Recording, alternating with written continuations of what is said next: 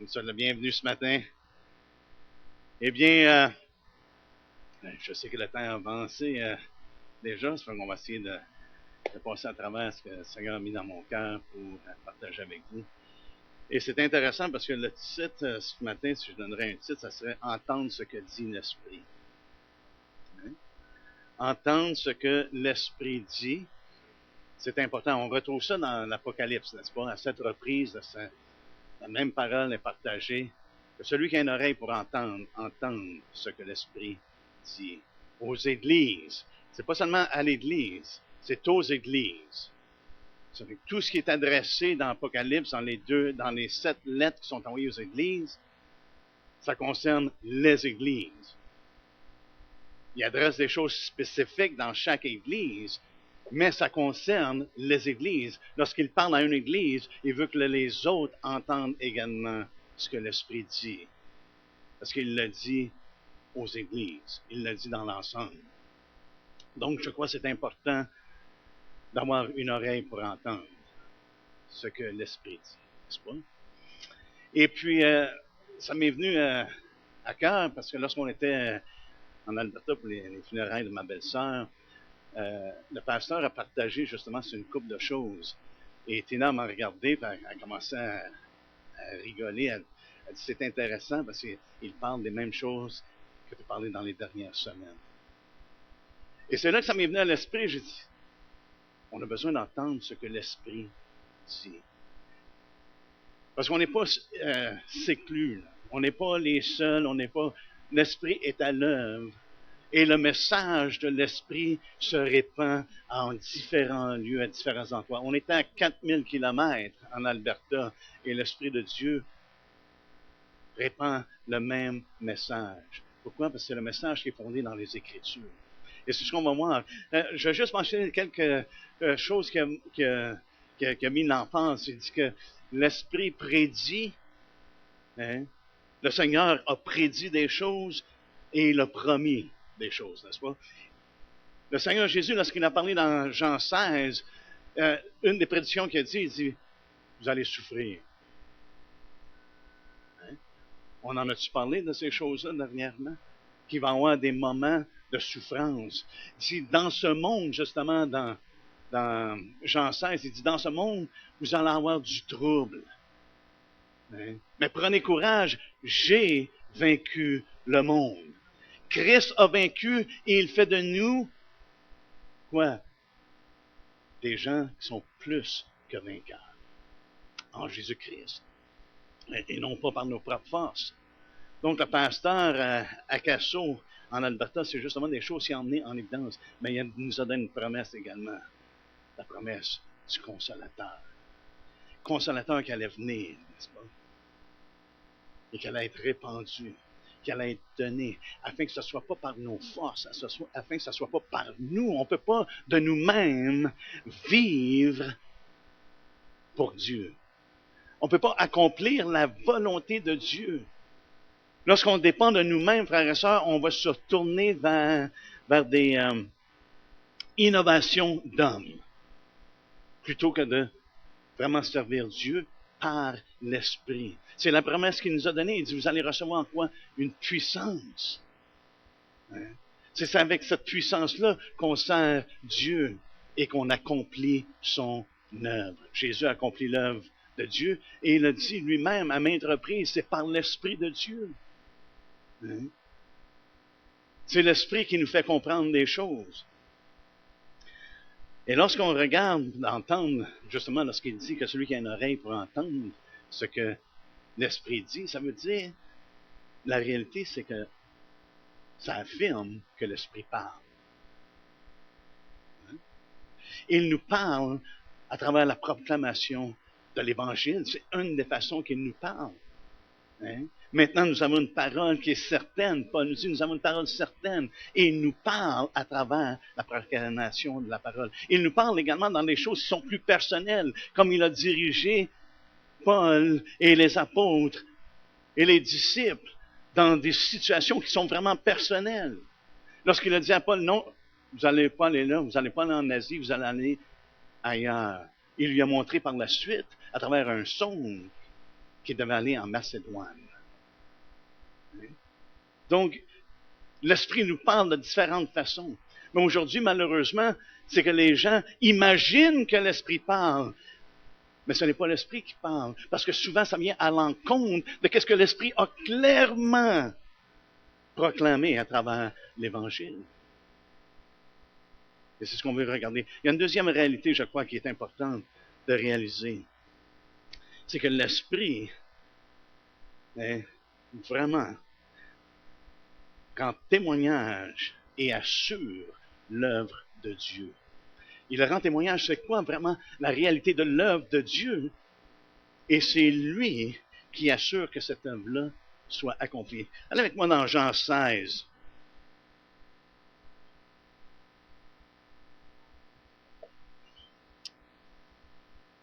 Le Seigneur Jésus-Christ nous a donné quoi? Un mandat de faire des disciples de toutes les nations, n'est-ce pas? De répandre la parole de Dieu. C'est un mandat que nous avons reçu de sa part. Premièrement, ça a été donné aux apôtres qui étaient avec lui. Et maintenant, nous avons la responsabilité de répandre la parole de Dieu. Et ce n'est pas simplement d'emmener les gens à croire, comme je le mentionne assez souvent. Ce n'est pas seulement d'emmener les gens à croire. Mais c'est de faire des disciples. Il y a beaucoup de gens qui croient. Même les démons croient. Donc, ce n'est pas simplement d'emmener les gens à croire. Évidemment, les gens doivent croire.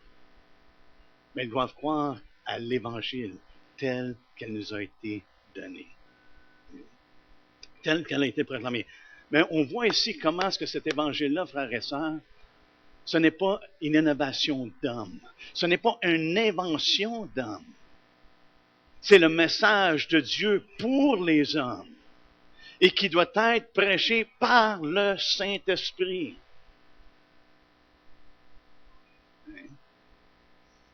Ça nous dit au verset, on va commencer au verset 7, ça dit « Cependant, je vous dis la vérité, il vous est avantageux que je m'en aille, car si je m'en vais, je ne m'en vais pas, le Consolateur ne viendra pas pour vous, mais si je m'en vais, je vous l'enverrai. » Ça, c'est une promesse, n'est-ce pas? Et quand il sera venu, il convaincra le monde en ce qui concerne le péché. Voyez-vous, frères et sœurs, l'Évangile, ce n'est pas le résultat d'innovation d'homme. L'Évangile, c'est que l'Esprit de Dieu, lorsque l'Évangile est prêché, l'Esprit de Dieu convainc qui? Le monde. Si vous êtes ici ce matin et vous êtes en Jésus-Christ, c'est parce que l'Esprit de Dieu vous a convaincu. Et il nous convainc de quoi? De péché, de justice et de jugement. Autrement dit, le monde dans lequel nous vivons maintenant ne restera pas toujours comme c'est. Et comme le monde pense que, mais que ça soit tout fini, tout va être oublié. Non. On réalise, chaque personne réalise que nous sommes pécheurs, même si on le renie. Pourquoi? Parce que chaque personne sait qu'ils ont violé la loi de Dieu. La conscience qu'il a mis en nous nous fait réaliser qu'un créateur, quelqu'un au-dessus de nous tous, et qu'on a violé sa parole. On a violé sa loi. On est conscient de ça. On peut le renier, mais les hommes sont conscients. Pourquoi? Parce que Dieu a mis dans le cœur de l'homme la pensée de l'éternité. On peut renier tant qu'on veut, mais la réalité demeure la même. Et c'est pour ça qu'il dit, il va nous convaincre le monde de péché, de justice, parce que Christ a accompli la justice, et de jugement. Ça ne sera pas fini à la fin. Quand le monde pense, mais je meurs, tout est fini, là, tout est arrêté. Non. Quand l'Esprit de Dieu est à l'œuvre, l'homme est convaincu de péché, de justice et de jugement. Il réalise l'ampleur de l'enjeu dans la vie et de la vie. Si on ne se repent pas, Jésus dit, vous allez tous périr. Ça ne dérange pas quelle sorte de péché, ça ne dérange pas qu'est-ce qui est accompli. Si quelqu'un ne se repent pas, ils vont périr. Et c'est le message de l'Évangile, n'est-ce pas? C'est d'appeler les hommes à la repentance. Jésus, c'est ça qu'il a prêché en premier. Et c'est pour ça que la parole de Dieu nous dit qu'il est venu dans le monde pour réconcilier le monde avec lui-même. Et c'est pas par notre justice, c'est pas par nos œuvres, c'est simplement par la foi en lui. Et cette foi-là se manifeste, excusez, dans la repentance. On reçoit sa parole, on est convaincu de l'Esprit de Dieu et on vient à lui. Mais malheureusement, on a la tendance de vouloir améliorer l'Évangile, essayer de mettre ça plus palpable pour les hommes, afin qu'ils la reçoivent, qu'ils reçoivent l'Évangile, qu'ils reçoivent cette bonne parole. On a tendance à vouloir manigancer. Il y a deux choses que la parole de Dieu nous met en garde. Ce n'est pas d'enlever quoi que ce soit à la parole de Dieu, mais ce n'est pas non plus d'ajouter quoi que ce soit à la parole de Dieu. Et c'est pour ça que Pierre parle, lorsqu'il parle, il dit, ceux qui vous ont annoncé l'Évangile, qui ont proclamé l'Évangile, qui ont prêché l'Évangile par le Saint-Esprit. Le message, frères et sœurs, ne sera pas dilué, le message ne sera pas changé, ou le message, il n'y aura rien d'ajouté au message de l'Évangile, parce que l'Esprit de Dieu est ce qui oint la personne pour parler. Il nous dit également dans ce même passage que l'Esprit va nous conduire dans toute la vérité. Il dira tout ce qu'il aura entendu. Il annoncera les choses à venir. Et la marque, c'est qu'en toute chose, Jésus va être glorifié. Ça ne diminue pas la personne de Christ. Au contraire, ça l'élève. L'Esprit élève Christ. Il élève Jésus. Il le glorifie. Mais également, cet esprit-là qui nous conduit dans toute la vérité nous révèle, selon Paul, il dit, nous révèle la sagesse de Dieu. Mystérieuse et cachée. Dans 1 Corinthiens 2, versets 10 et 11, ça nous dit, en gros, qui nous révèle les choses de Dieu, les profondeurs de Dieu. Il nous les révèle à nous. C'est ce que l'Esprit fait. 1 Corinthiens, c'est pour ça qu'il ne voulait pas que les gens mettent leur foi dans l'homme, dans la sagesse des hommes. Il dit, je ne vous ai pas emmené la parole de Dieu avec la sagesse des hommes, mais dans une démonstration d'esprit et de puissance, afin que votre foi ne soit pas dans les hommes.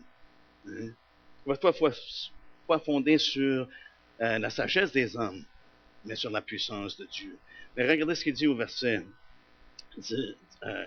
au verset 9, on va commencer au verset 9, il dit, mais comme il est écrit, ce sont des choses que l'œil n'a point vues, que l'oreille n'a point entendues, et qui ne sont point montées au cœur de l'homme, des choses que Dieu a préparées pour ceux qui l'aiment.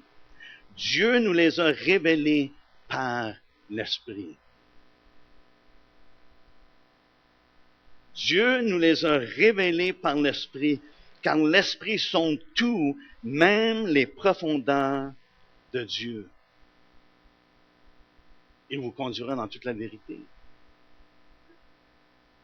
L'Esprit de Dieu, c'est celui qui œuvre. C'est celui qui agit dans nos vies. Vous pouvez être assuré que l'Esprit de Dieu, qui révèle les profondeurs de Dieu, n'ajoutera pas des platitudes que l'on voit de nos jours.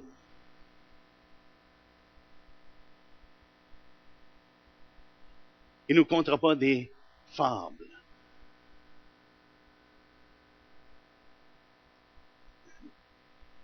Ce même esprit-là nous remplit, frères et sœurs, de la plénitude de Dieu. Si je vous demanderais qui veut être plein, qui va avoir la plénitude de Dieu, je crois qu'on l'aimerait tous, nous. On veut la plénitude de Dieu, mais ça, c'est l'œuvre de l'Esprit. Il nous remplit et il nous fait comprendre et connaître vraiment l'amour de Dieu. C'est pour ça que Jésus nous a dit auparavant, au chapitre 14 de Jean, il dit, il va vous conduire, non seulement qu'il va vous conduire, mais il va vous enseigner toutes choses. C'est l'Esprit qui va vous enseigner tout ce que Jésus a dit, en tant que la parole de Dieu. Autrement dit, c'est que nous allons être munis de la saine doctrine, parce qu'il va nous enseigner quoi? Il va nous enseigner la saine doctrine. L'Esprit de Dieu ne nous enseigne pas l'erreur. Il nous enseigne la saine doctrine conformément à l'Évangile. C'est ce qu'on a vu dans 1 Timothée, n'est-ce pas? Dans 1 Timothée 1:10, lorsqu'il dit qu'on doit marcher selon la sainte doctrine, conformément à l'Évangile. Donc, on ne peut pas désassocier ou dissocier la sainte doctrine de l'Évangile. Parce que la sainte doctrine, c'est conforme à l'Évangile. Ce que l'Évangile proclame, c'est la sainte doctrine. Dans 1 Timothée 6:3 également, ça nous dit les saintes paroles de notre Seigneur Jésus-Christ et à la doctrine qui est selon la piété. Et dans le même contexte, il dit si on ne se tient pas aux saintes paroles de Christ et à la doctrine qui est selon la piété, on est privé de la vérité. Et on sait, c'est l'esprit de vérité. Donc, l'importance de la sainte doctrine, parce que c'est ce que l'esprit enseigne.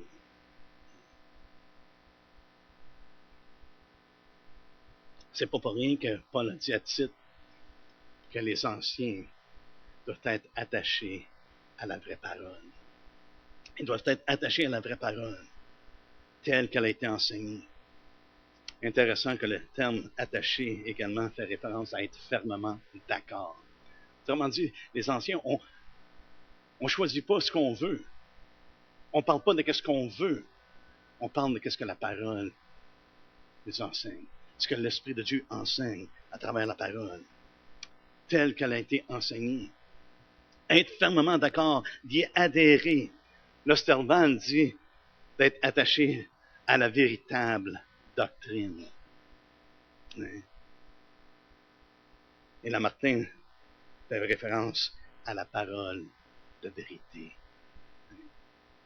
À la parole de vérité. Il doit également être capable d'exhorter selon comment la sainte doctrine. C'est ce qui est requis. Et de refuter les contradicteurs. Intéressant. Il doit être en mesure d'enseigner selon la sainte doctrine, mais également de reprendre, de réfuter. Parce qu'il y a des moments où il y a des choses qui essaient de s'infiltrer. Il doit être en mesure de réfuter les contradicteurs ou ceux qui opposent. Dernièrement, j'ai vu juste une petite chose, ça fait court de questions et réponses suite à un genre de conférence. Et puis la question qui était demandée, c'est quelle est la plus grande menace pour l'Église aujourd'hui? Et la réponse a quand même été assez choquante. C'est la personne qui a répondu a dit que la plus grande menace pour l'Église aujourd'hui, c'est les pasteurs.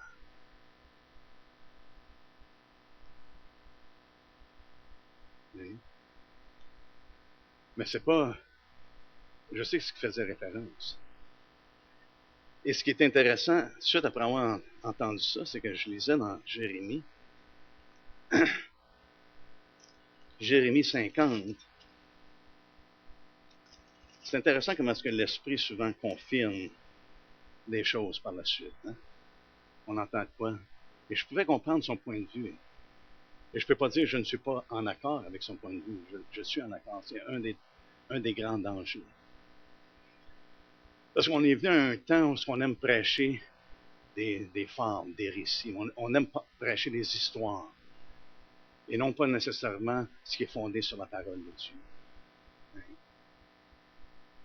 Et dans Jérémie 50, ça nous dit au verset 6, « Mon peuple était un troupeau de brebis perdus. Leurs bergers les égaraient. Les faisaient errer par les montagnes. Elles allaient des montagnes sur les collines, oubliant leur bercail. » C'est intéressant ici que Jérémie, par l'inspiration de l'Esprit, dit que les bergers les faisaient errer. Donc ça correspond un peu à ce que, je pense que c'est la pensée de la personne qui a répondu, les pasteurs peuvent être un des plus grands dangers qui menacent l'Église. La parole de Dieu nous parle justement que l'apostasie vient, n'est-ce pas? Et je vais utiliser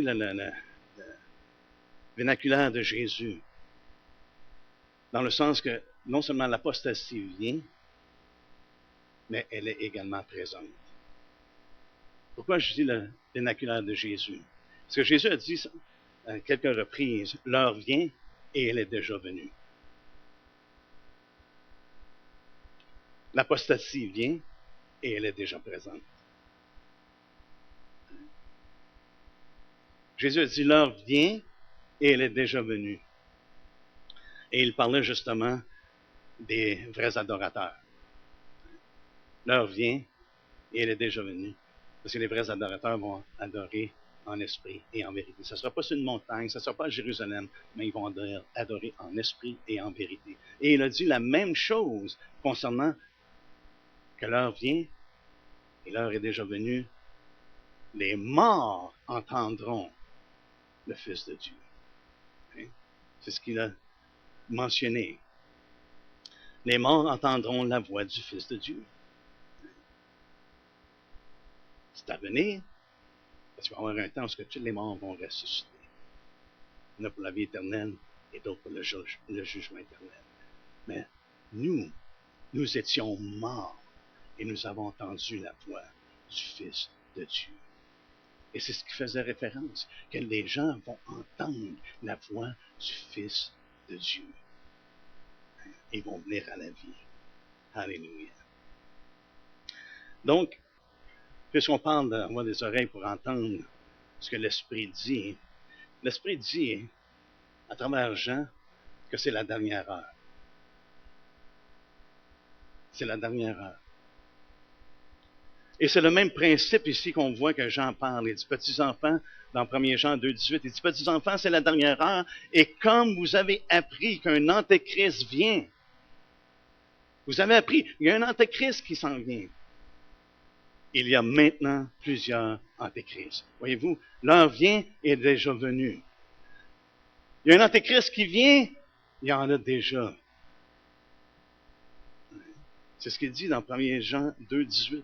Il y a maintenant plusieurs antéchrists. Par là, nous connaissons que c'est la dernière heure. L'Esprit de Dieu veut qu'on entende que nous sommes dans la dernière heure. Et on pourrait dire qu'on est dans les dernières minutes de cette heure-là, parce que ça fait quand même 2000 ans passés. Mais malheureusement, j'ai l'impression que l'Église n'entend pas ce que l'Esprit dit nécessairement. Qu'une préparation, une attente. Nous sommes dans la dernière heure et on a tendance à vouloir s'attacher à toutes sortes de choses. L'esprit qui est à l'œuvre dans le monde réussit à emmener les gens à dévier.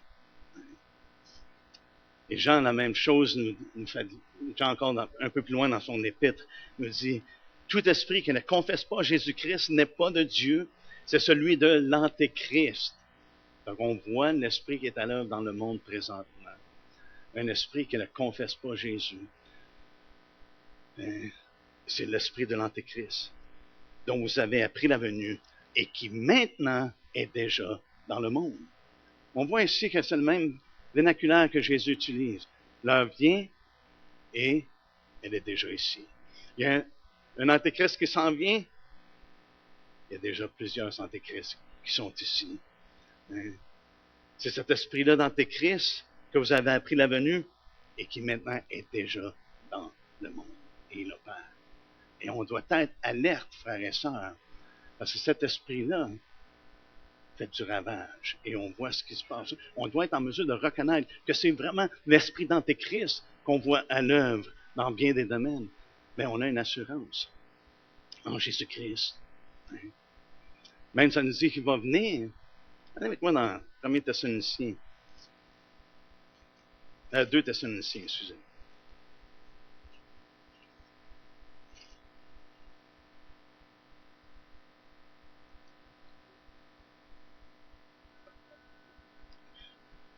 Au verset 3, ça nous dit au chapitre 2, que personne ne vous séduise d'aucune manière, car il faut que l'apostasie soit arrivée auparavant et qu'on ait vu paraître l'homme impie, le fils de la perdition, l'adversaire qui s'élève au-dessus de tout ce qu'on appelle Dieu.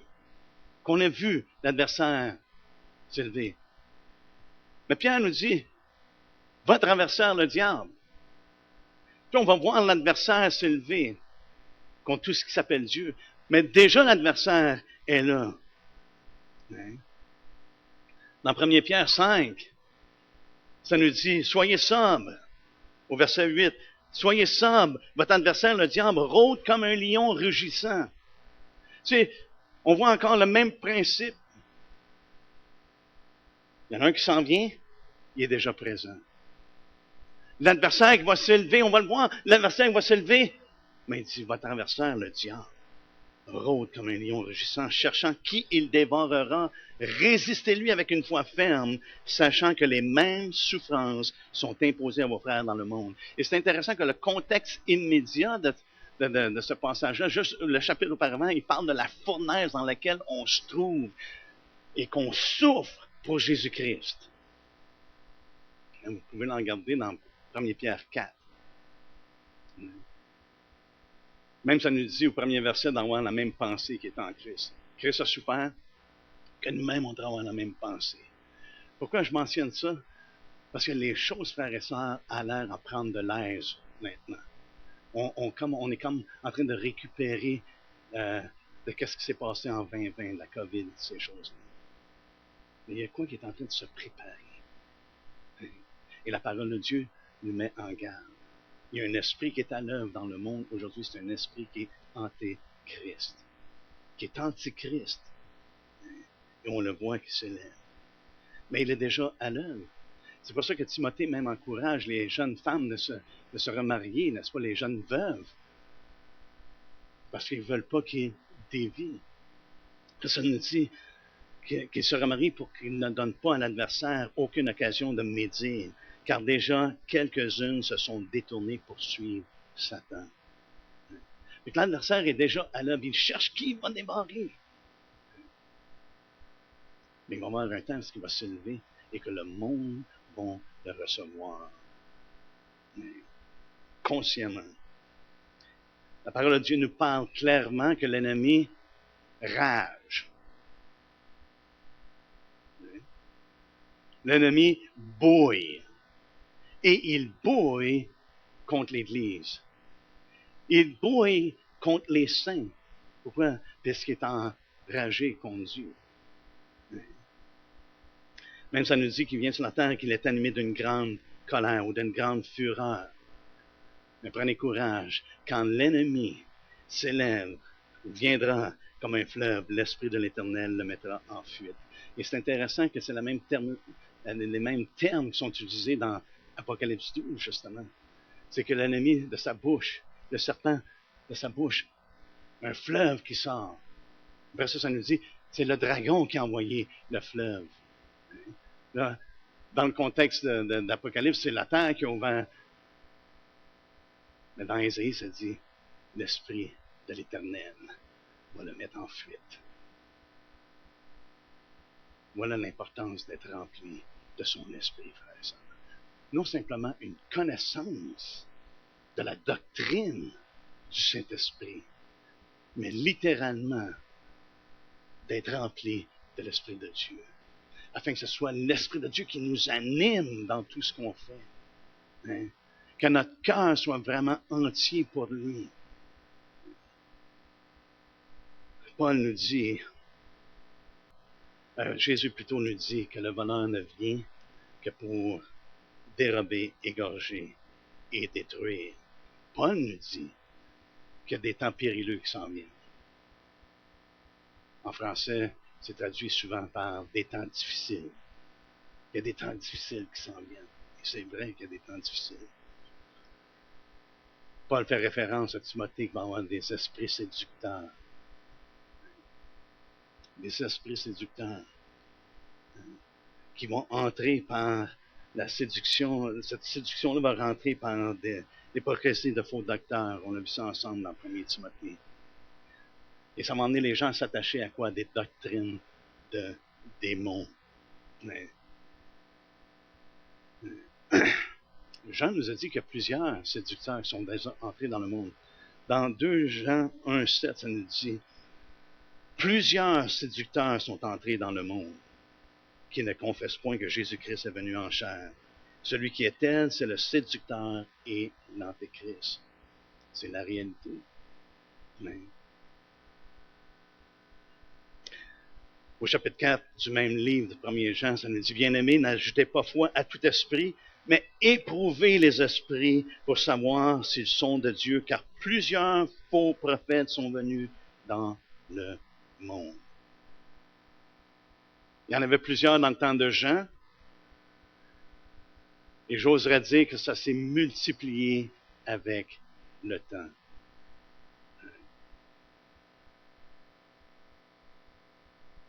Nous sommes engagés dans un combat. On sait que Jésus nous a dit, frères et sœurs, que lorsqu'il a dit à ses disciples, il dit, vous allez au milieu des loups. Hein? C'est une réalité, vous allez au milieu des loups. Le monde ne sont pas nécessairement réceptifs à la parole de Dieu. Mais l'Esprit de Dieu est quand même à l'œuvre dans ce monde. Voici ce que Jésus a dit. Voici, je vous envoie comme des brebis au milieu des loups. Soyez donc prudents. C'est pour ça qu'il nous fait peur. Je vous envoie au milieu des loups. Soyez donc prudents. Faites attention. Mettez-vous en garde contre les hommes, car ils vous livreront aux tribunaux et ils vous battront de verge dans les synagogues. Maintenant, ici, il parle des hommes en général. Et ça, c'est un danger. On vit dans un monde où il y a de l'opposition. Et c'est une chose qui peut nous arriver. Ici, on ne connaît pas tellement ça en Amérique du Nord. Et facilement, on tombe dans le confort, n'est-ce pas? C'est très facile. Vous avez juste besoin de voir à partir de 2020 tout ce qui est arrivé. Et maintenant, on a repris le beat de la vie, OK. Et nos objectifs en 2020, 2021, c'était comme, le Seigneur, on veut être fidèle, on veut. Et après ça, plus tard, c'est comme il y a un petit relâchement. On n'a plus le même zèle, on n'a plus le même de vouloir vraiment, comme on a chanté ce matin, de vraiment s'approcher de Dieu, les exhortations qu'on a également entendues, vraiment de s'attacher au Seigneur. Et ça, c'est une réalité. Que nous sommes au milieu des loups. Mais c'est pas ceux-là, moi, qui me concerne le plus. Ça, c'est la réalité dans le monde. Ce qui me concerne le plus, c'est ceux-là que Jésus dit de faire attention, parce qu'il va y avoir des loups ravisseurs. Il dit, gardez-vous des faux prophètes dans Matthieu 7,15. Gardez-vous des faux prophètes, ils viennent à vous en vêtements de brebis. Voyez-vous, quand vous voyez des loups, vous voyez des loups. Et ceux-là qui sont déguisés en vêtements de brebis. Je crois que c'est les plus dangereux. Ils viennent à vous en vêtements de brebis, mais au-dedans, ce sont des loups ravisseurs. Des loups voraces, le terme, ça implique vorace, qui extorquent. Hein? Et extorquer fait référence à obtenir par violence, n'est-ce pas? Font violence au peuple de Dieu à travers les ruses. Et les ruses, ça peut varier. C'est pas toujours ce qui paraît méchant, parce que ça peut être des caresses. C'est la flatterie fait tomber. La flatterie amène la ruine. Et c'est ceux-là qui sont les plus dangereux. Mais ça ne devrait pas nous étonner. Pourquoi? Parce que Satan lui-même se déguise, n'est-ce pas? Il se déguise en ange de lumière. Ça ne devrait pas nous étonner que ceux qui le suivent également se déguisent. Paul lui fait référence à des loups cruels dans Actes 20, 29 et 30. Il dit, je sais qu'il s'introduira parmi vous après mon départ des loups cruels, des loups violents, qui n'épargneront pas le troupeau, et qu'il s'élèvera du milieu de vous des hommes qui enseigneront des choses pernicieuses pour entraîner les disciples après eux. Voyez-vous, lorsque l'Esprit enseigne, lorsque l'Esprit conduit, c'est qu'il amène les gens à glorifier Jésus. Il amène les gens à être attirés à Christ, et non pas envers une personne. Et j'ai de la difficulté lorsque je vois des ministres qui portent l'attention continuellement sur eux. À moins qu'ils soient présents, il n'y a rien qui se passe. Et ça devient une forme de manipulation. Est-ce qu'on entend ce que l'Esprit dit? Christ est celui qui doit être élevé. Christ doit être celui qui est au premier plan, celui qu'on suit, celui qu'on aime, celui qu'on adore, celui qu'on cherche nous-mêmes à le glorifier. Jean fait référence dans sa première lettre, chapitre 2, verset 19. Ils sont sortis du milieu de nous, mais ils n'étaient pas des nôtres. Car s'ils eussent été des nôtres, ils seraient demeurés avec nous. Mais cela est arrivé afin qu'il fût manifeste que tous ne sont pas des nôtres. Éventuellement, ces gens-là dévient. Ils dévient dans leur doctrine, ils dévient dans toutes sortes de choses. Et dans leur comportement surtout, qu'ils vont dévier. Paul nous dit encore une fois dans 2 Corinthiens qu'il y en a qui se glissent, n'est-ce pas, dans les églises. Il parle des ouvriers trompeurs. Des ouvriers trompeurs. Jude nous dit qu'il y en a qui se glissent furtivement. Ils se glissent furtivement dans les églises. Ils entrent secrètement. Je vais m'assurer de bien comprendre le terme furtivement. C'est des fois, entre français et l'anglais, il y a des mots qui m'échappent. Mais furtivement est utilisé d'une façon militaire. Et c'est ça que j'ai trouvé intéressant.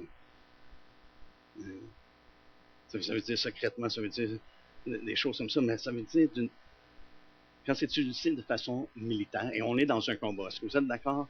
On est dans un combat. L'ennemi cherche à dévorer. Mais de façon militaire, c'est que des gens qui entrent de manière à échapper à la vigilance des radars. Pour l'armée, c'est ça. C'est d'être en mesure d'entrer dans le camp de l'ennemi de manière à échapper à la vigilance des radars. Et c'est pour ça que lorsque le pasteur a dit, qui a répondu à cette question-là, quelle est la plus grande menace de l'Église? Il dit, c'est les pasteurs. Parce que souvent, les pasteurs laissent entrer toutes sortes de choses. Et c'est ce qu'on va voir la semaine prochaine, concernant justement, lorsque c'est écrit que celui qui a des oreilles pour entendre ce que l'Esprit dit aux églises. On va examiner ça, justement, les 7 églises. Qu'est-ce que l'Esprit dit? Savez-vous, souvent, on s'accroche dans des choses qui ne sont pas nécessairement les plus importantes. On veut savoir, c'est quoi le caillou blanc? C'est quoi telle chose? Plutôt que d'entendre ce que l'Esprit dit aux églises. Ce qui est important pour nous, hein? Les récompenses qui vont suivre, on va les comprendre ultimement et complètement dans ce temps-là. Oui. Mais non seulement qu'ils s'introduisent dans les églises, mais dans 2 Timothée, allez avec moi dans 2 Timothée, au chapitre 3, justement ce que Paul parle. On achève que dans les derniers jours, il y aura des temps difficiles. Hein? Il nous dit au verset 6, « Il en est parmi eux qui s'introduisent dans les maisons. » Et s'il y a un moment dans l'histoire de l'homme où les loups ravisseurs et les loups cruels peuvent entrer dans les maisons, c'est dans notre génération. À travers tous les moyens techniques que nous avons, tous les médias que les gens ont accès et que les loups ravisseurs rentrent dans les maisons. Avant ça, il fallait que quelqu'un vienne cogner à ta porte. Aujourd'hui, tu as simplement besoin de peser sur un piton et d'aller voir tout ce que une personne veut voir. Il faut être sur nos gardes. C'est ce que Jésus dit. Mettez-vous en garde. Ils s'introduisent dans les maisons. Ils ont une apparence de piété, c'est ce que ça nous dit au verset 5. Il dit, ayant l'apparence de la piété, mais reniant ce qui en fait la force. Et lorsqu'on continue de lire, ils ont l'apparence de la piété, mais sont corrompus de caractère. Lorsqu'on lit juste ce que mentionné avant, comment est-ce que les hommes vont être, ils sont corrompus de caractère. Et une autre chose qu'on voit, c'est ce que Jean a mentionné, ce que les autres apôtres mentionnent, comme Pierre, c'est que ces personnes-là s'opposent à la vérité. Ils sont réprouvés. C'est des gens qui sont disqualifiés. Et je vais terminer avec juste une pensée de la raison pour laquelle je pense que c'est extrêmement important. Et je pense, et pour ma part, je crois que c'est l'Esprit qui veut mettre une emphase là-dessus parce que les temps sont courts. Première chose que dans Apocalypse 1, justement, une des choses que Jean dit de la bénédiction de lire, justement, la prophétie, n'est-ce pas? Mais il dit, le temps est court. Le temps est court. Et s'il y a un temps qui est court, c'est dans le temps dans lequel nous sommes. Et c'est parce que je vois que la même ruse du diable est continuellement la même. C'est la séduction, frères et sœurs. La séduction dans le jardin. Et je voudrais juste emmener une attention. Allez avec moi dans Genèse. Dans Genèse 2, au verset 9, ça nous dit l'Éternel. Vous êtes tous là? L'Éternel, Dieu fit pousser du sol des arbres de toute espèce, agréables à voir et bons à manger, et l'arbre de la vie au milieu du jardin, et l'arbre de la connaissance du bien et du mal. Avez-vous remarqué? Qu'est-ce que ça dit? Où sont les arbres? Où sont les arbres qu'il mentionne? Ils sont au milieu du jardin. Paul dit, ils vont sortir du milieu de vous. L'ennemi est rusé et c'est au milieu qu'il se tient. C'est pas les loups du dehors, c'est les loups qui se tiennent au milieu, qui sont des loups ravisseurs, des loups en vêtements de brebis, des loups cruels. Il est au milieu. Et regardez au chapitre 3 ce que Ève répond. Hein? Au chapitre 3, au verset 2, ça dit, la femme répondit, parce que lui, Satan avait dit, a-t-il réellement dit? Et la femme répondit au serpent, nous mangeons du fruit des arbres du jardin, mais quant au fruit de l'arbre qui est au milieu du jardin, Dieu a dit, vous n'en mangerez point et vous n'y toucherez point de peur que vous mouriez. Voyez-vous, le serpent était au milieu du jardin. Et le serpent, frères et sœurs, souvent se tient au milieu des assemblées, au milieu des églises. C'est là qu'il est le plus rusé. C'est là qu'il peut faire le plus de dommages. Hein? Au milieu. Faisons attention. Et la raison pour laquelle je crois que c'est pas seulement la même ruse, mais c'est une ruse qui est continuelle. C'est une séduction de toujours. Et Jésus nous en garde dans Matthieu 24, n'est-ce pas? La plus grande des déceptions allait venir à tel point que si ça serait possible, même les élus seraient séduits. Et pour moi, je me dis, Seigneur, c'est quasiment incompréhensible. Ça veut dire quasiment tout ce qu'on va entendre, tout ce qui va être présenté, il va tellement falloir être sur nos gardes pour ne pas être séduit.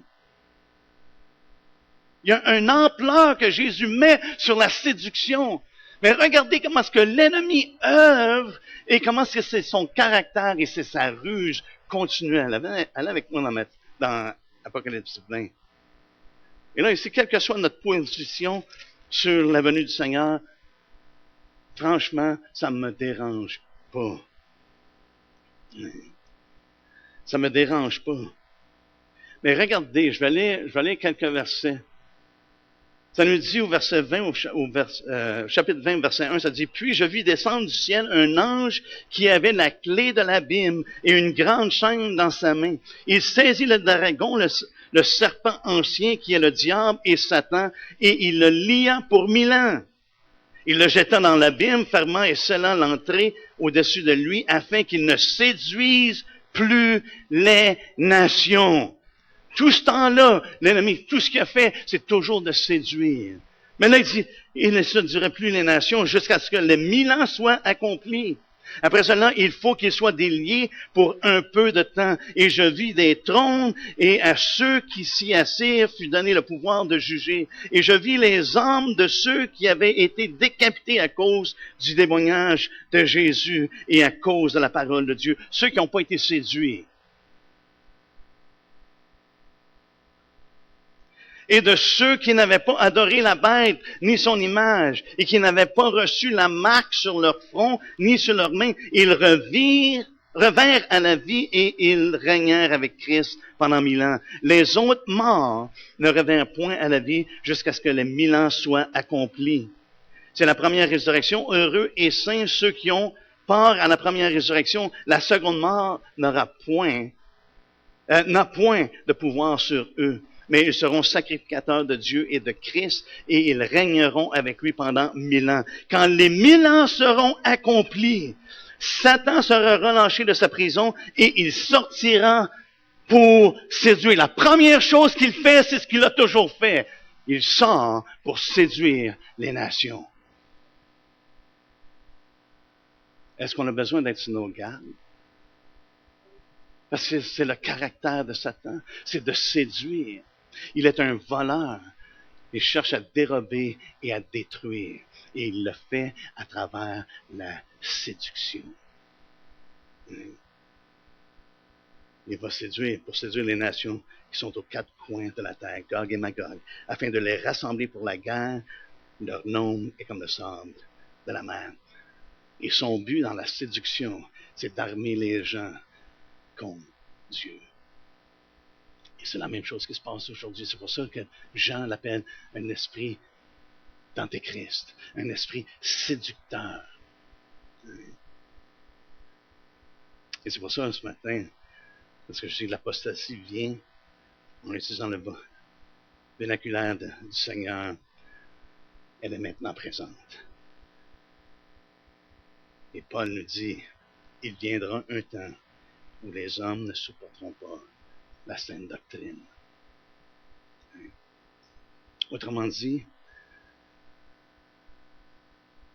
une personne qui est séduite va toujours se manifester par le rejet de la parole de Dieu. Éventuellement, ils vont rejeter la parole de Dieu, comme Ève a rejeté ce que Dieu a dit, qui était assuré. Il dit, assurément, vous allez mourir. Là. Aucun doute. Et c'est ça que la séduction fait, frères et sœurs. Et c'est pour ça qu'on a besoin de vraiment s'attacher à la vraie parole, telle qu'elle est enseignée. Avez-vous remarqué une chose à propos de la parole de Dieu? C'est pas un systématique de doctrine, malgré que c'est la saine doctrine, mais c'est pas un systématique de doctrine. C'est des récits qui sont mentionnés, qu'est-ce que Dieu a fait aux hommes, à travers les hommes, et ce qui les convoque. C'est des lettres. Et on voit que c'est vraiment relationnel. Dieu veut qu'on comprenne, qu'on sache. Les lettres, c'est pas des lettres de doctrine, c'est des lettres relationnelles. Oui, comme Romain, ça l'enseigne beaucoup. On peut voir la saine doctrine qui est enseignée. Mais c'est adressé à des gens.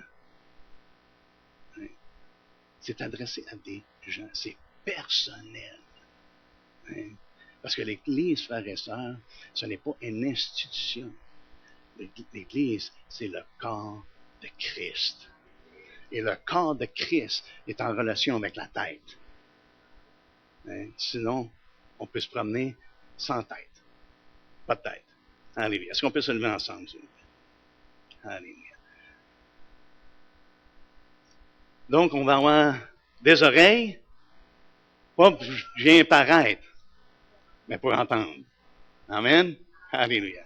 Père, on veut te rendre grâce encore une fois pour ta sainte parole.